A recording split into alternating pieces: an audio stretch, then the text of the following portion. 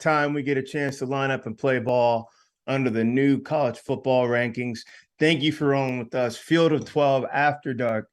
Best spot, best hour you're going to spend on college football. We're going live right now, post Bama, LSU. George Whitfield joined by Mr. Michael Felder, now the man in the South, the prodigal son of We Are Penn State, Christian Hackenberg. Fellows, we're going now, and we've already been rolling basically the second half of this Bama LSU game on top of all the other knockouts and escapes. What a vicious Saturday night. Hack, Felder, how we doing, fellas? Hey, I'm living the dream, baby. I'm ready for the toast. You guys tell me when you're ready. Yeah. Shoot, it's been a crazy one, man. We, like you said, George, we've been talking about it here pretty much this whole fourth quarter. And I'm excited to see what we got for the folks here tuning in, because I think you're going to really enjoy it. Fans, if you're just joining us, hopefully you are. And listen, if you're just coming through tailgate, if it's the girls' night and you guys are pre-gaming with us, thank you. If it's a family get-together, if you're at the frat house getting ready to turn up and you stop here with us, welcome. Grab yourself something to sip. We just watched of the top 7 college football programs, according to the College Football Playoff Committee. 3 of them got beat. 2 of them, it was a shock. It was an absolute shock in terms of Alabama and Clemson. We knew Tennessee had their hands full. We're going to get right into it. Alabama, LSU, as they have flooded the field. All the Tiger faithful, pretty beleaguered start to the season. Brian Kelly trying to get himself settled. Fellas, they do it. And we just watched this together live. Michael Felder, I was looking at Alabama's defense saying they only gave up 1 touchdown in the last 5 possessions. Felder's like, yeah, but that was the touchdown that actually put them over the top. Felder, I'm just going to start with you. What's your biggest takeaway in either looking at it from Alabama's lens or looking at it through LSU's lens, or just as a fan? I think obviously it's great for LSU. My biggest takeaway is they had a lot of bugs on the rug. They had a lot of guys on the ground, and whether it was Dallas Turner or it was Will Anderson almost making a tackle, right? And Dallas Turner almost making a tackle, Moody almost making a tackle, Brian Branch almost making a tackle. So it was a combination of missed tackles, but we also saw some pancakes. So they had a lot of, like, again, I call them bugs on the rug because it's one of those things where, you're on the ground, your hands are shaking, and you can't do anything because you got somebody else on top of you. And that was my biggest takeaway from Alabama was, hey, man, maybe y'all not the baddest boys on the block right now when it comes to that physical strength and moving bodies and controlling the line of scrimmage, because they didn't control the line of scrimmage this game. Hack, the quarterback play, we went back and forth with the Tennessee-Alabama head-to-head just only 2 weeks ago. I think it was you, Clint, but I've also talked to Felder about it. Probably one of the best head-to-head quarterback matchups we've seen from start to finish, basically. Those two held serve.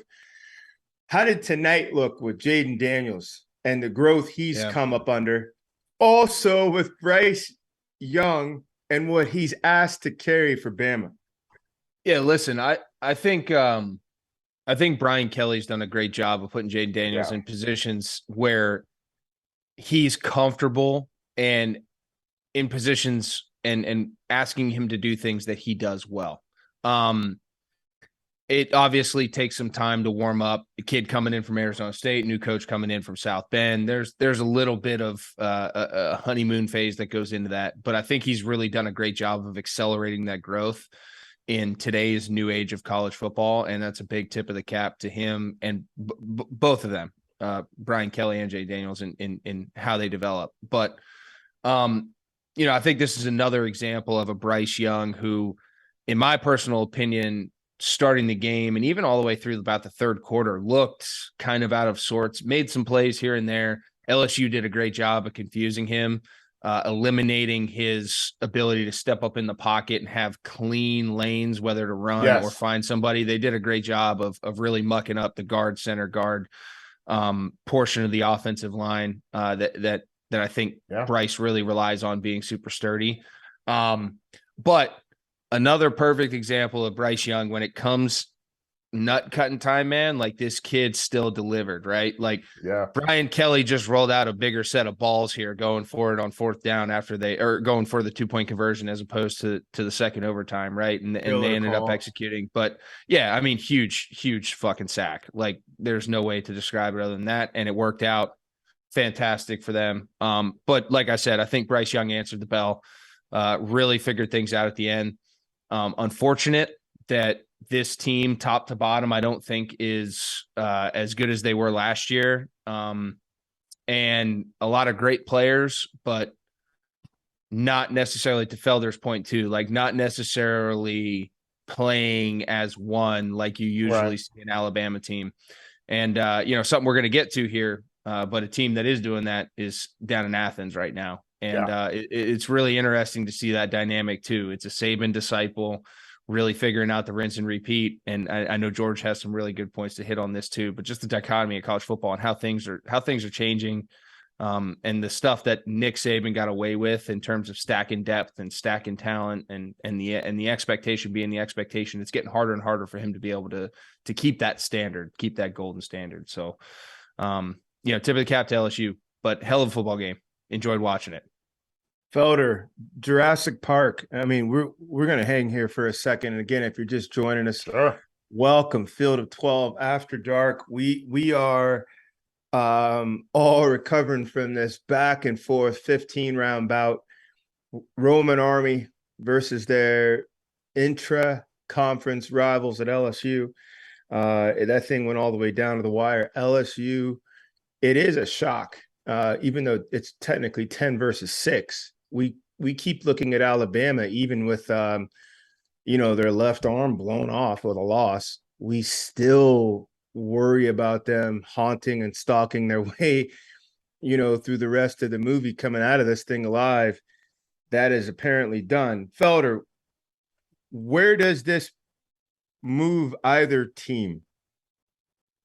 With respect to the playoff, I think obviously we're going to see LSU move up, and they're going to LSU might become the best two-loss team, but more importantly, like they've got an opportunity because now they've got skin. Because remember, one of their losses is to Florida State. Yeah, correct. Their other loss is to Tennessee. So they're undefeated in their division. Yeah, they're leading division. Could you guys move this? And we're gonna get to Clemson. LSU now has 2 losses, but they've knocked out Bama. Yeah, and there was no trickery. There was no whatever. It took all day, but they got him. Could this LSU team hop over Clemson? Yeah, because they have a chance to win the SEC. Yeah, right. Now they're the leader in the clubhouse. They're the leader in the West. Yeah, they're the leader in the West. Yeah, Christian, you can take this. Like I think we laid it out pretty clear, right? Like they lost to Florida State. They're upset about it. They lose to Tennessee. You can be upset about it. But guess what? In the West, somebody's going to have to take them down. Alabama's going to need help just to get to Atlanta. And here's, I'll save this for later. But yeah, I think this LSU team's done a great job of like controlling their own destiny, right? Like you can talk all the shit about what you want, like the first week. Yeah, I mean, even that game, Jane Daniels takes them 99 yards. They lose on a blocked field goal. Like, okay, cool. Like you can evaluate that however you want to evaluate it. But, then moving into this Tennessee team, great team. They caught them on the up and up after they had just beat Bama. Like there's a lot of momentum for the Tennessee team heading into that game, and they got it done. But yeah, they control their own destiny now. And I think it throws a big monkey wrench in this whole operation, right? Even when you're talking big, but when you're talking big picture of college football playoffs, it's been 2 SEC teams. Yeah. I mean, that's been the standard. Yeah. And if that is the standard continuing, now looking at it, you have an LSU team that just beat Bama. Yep. That Tennessee beat both of those teams in the West. And now if they show up in the SEC championship game and get beat by Georgia, let's say Georgia continues to run it. Yeah. Now you have a Tennessee sitting at 1 loss. Bingo. And they have 2 wins against both the teams on the West. So do you take both the teams from the East in Georgia and Tennessee into the college football playoff? I would say you have to. I would So say it's- you have to. So it's a super confusing thing, dude. But there's also, I think Clemson losing tonight throws a big monkey wrench in that as well, because that's an undefeated Clemson team where if they ran the ACC, who they were, history going into it, they'd have been a sure shoe in, right? And then you could make the argument that 2 SEC teams are not going to make it. Now it's really laying on TCU's hands to continue to keep wrecking shit. And now, you're obviously going to have one undefeated come out of the Big Ten if everything plays out. And then, duke it out after that. But LSU's done a great job of fucking shit up. And I'm with it. Go Tigers. From that Listen, let's see what happens. This is the thing I love. I know we're going to get to our toast. I want to talk about what happened today, because we saw a bunch of stuff and there's a lot to get to. And that's the reason I love doing the show, is talking football with you guys. George, you want to bring us to the toast? Yeah, I want to bring to the toast, but I just want to bring a real quick point. Everybody was thrown off about Brian Kelly getting to LSU. Yes. Whether he chose to leave a Notre Dame program that he built, that's a year in, year out, top 10, maybe even top 8 program, and he goes to LSU.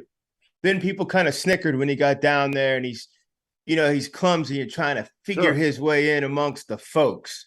And he's trying all these different things.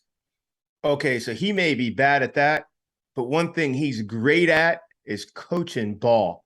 Yes. Settled these guys down, and it took him in real time to figure out what my quarterback does well. He only met Jaden Daniels weeks before they lined up to play Florida State.